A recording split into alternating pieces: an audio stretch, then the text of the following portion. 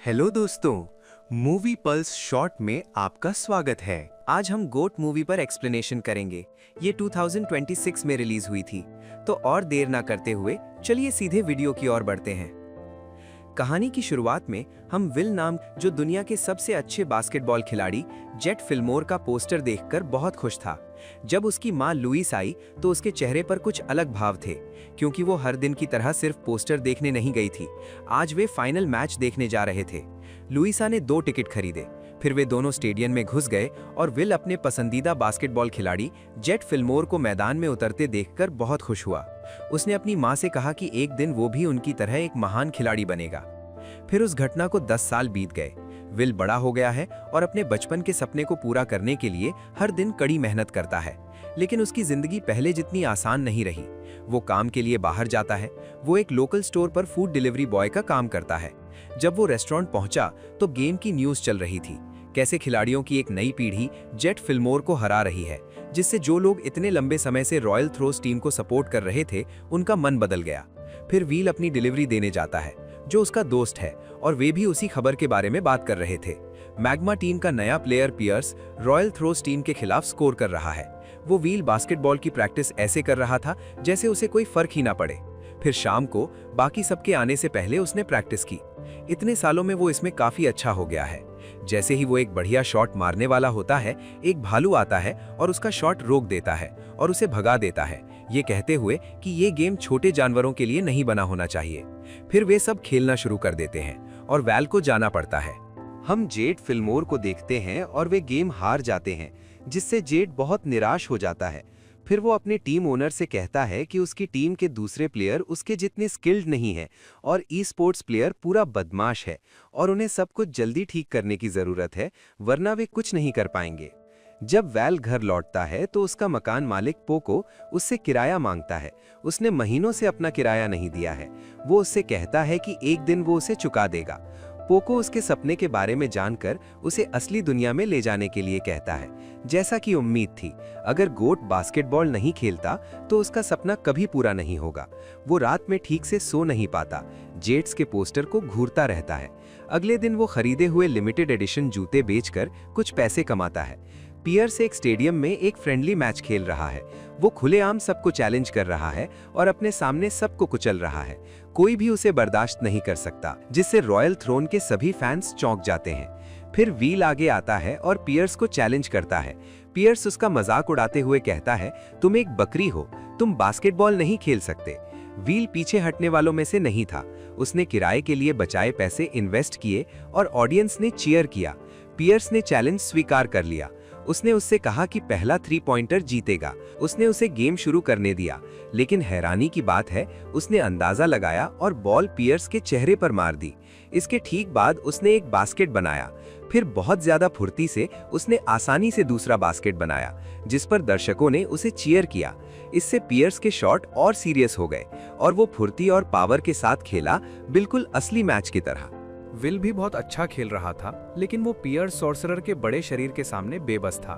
फिर पियरे लगातार 3 बास्केट बनाता है और विल को वादे के मुताबिक उसे पैसे देने पड़ते हैं और पियरे पैसे मजे में उड़ा देता है। फिर उसके दोस्त उसे भरोसा दिलाते हैं और उसने जो पहले 2 बास्केट बनाए वे कमाल के थे और उसके दोस्त उसका वीडियो बनाते हैं। अगले दिन जब विल काम पर जा रहा होता है तो वो देखता है कि हर कोई उसे अजीब तरह से देख रहा है। वे उसका मजाक नहीं उड़ा रहे हैं, बल्कि उसकी हिम्मत बढ़ा रहे हैं। जब वो अपने रेस्टोरेंट पहुंचता है तो उसे बाहर एक बहुत ही लग्जरी कार खड़ी दिखती है।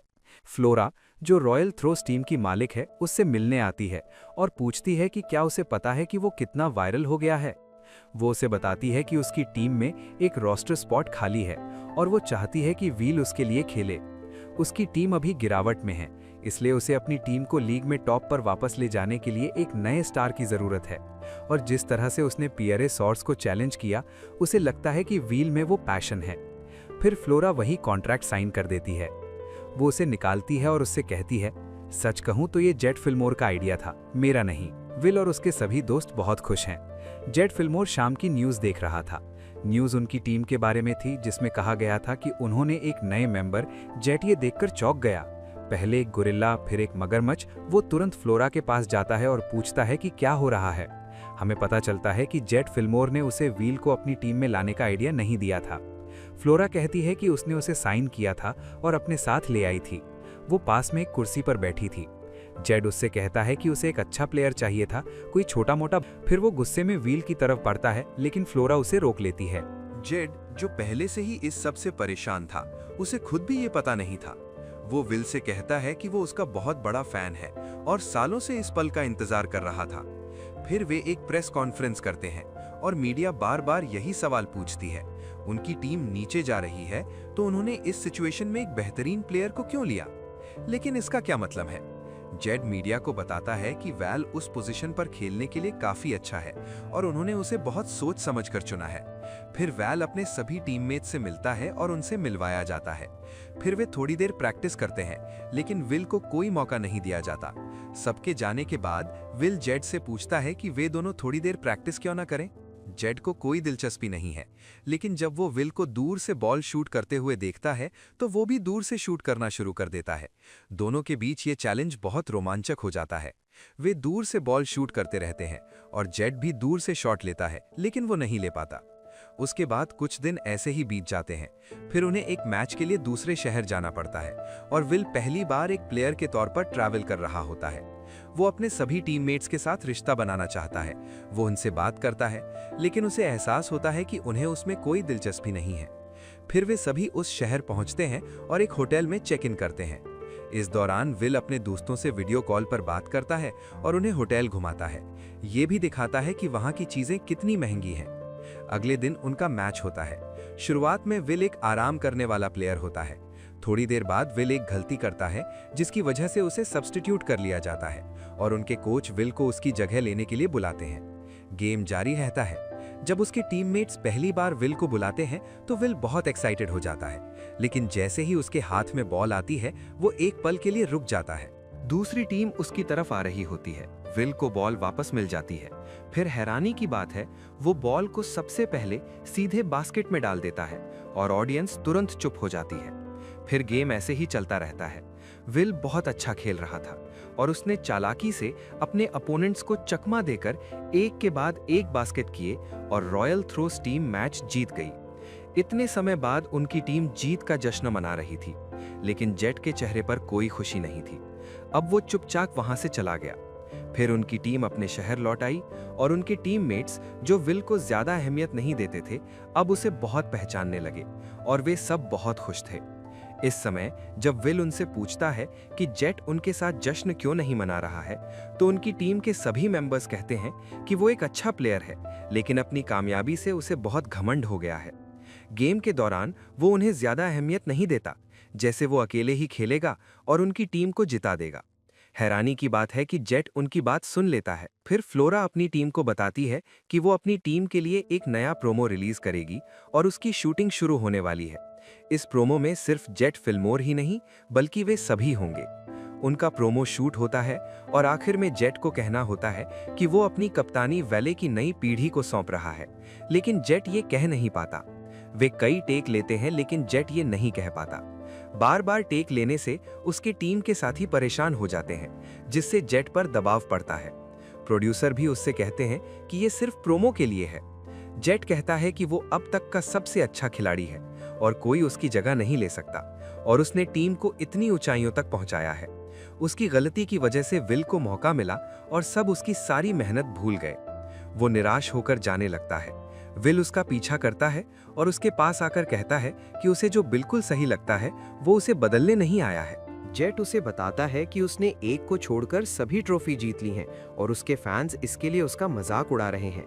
फिर वे दोनों मेट्रो लेते हैं, वहां से निकलते हैं और विल के होम टाउन आते हैं।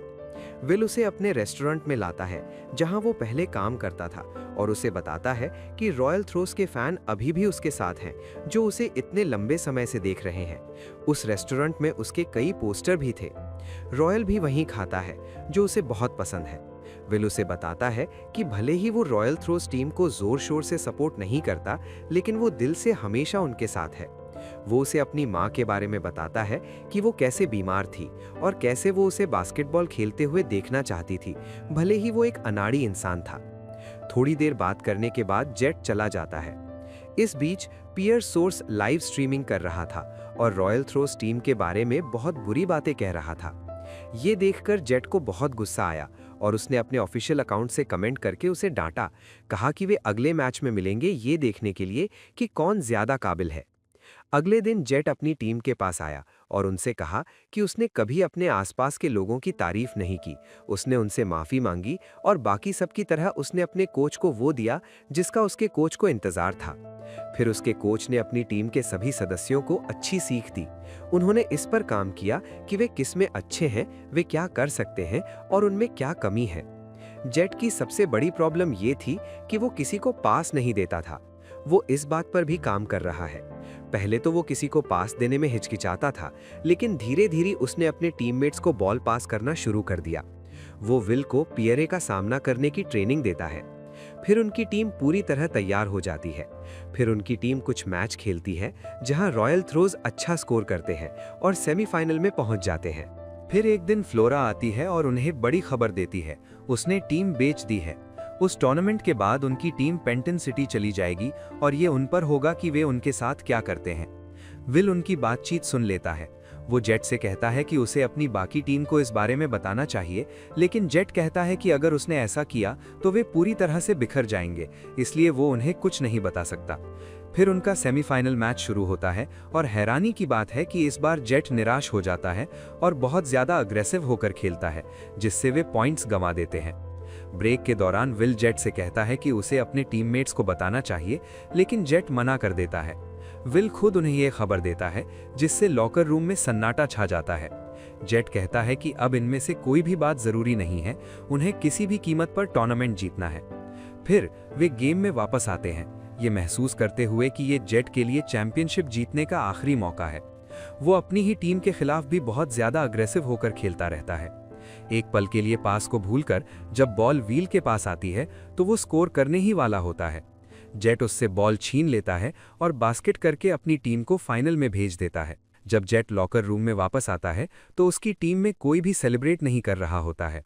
वे सब वहां निराश बैठे होते हैं और ये खबर कि उनकी टीम बिक गई है उन पर भारी पड़ रही होती है। उन्हें नहीं पता कि उनकी टीम के लिए उनके क्या प्लान है।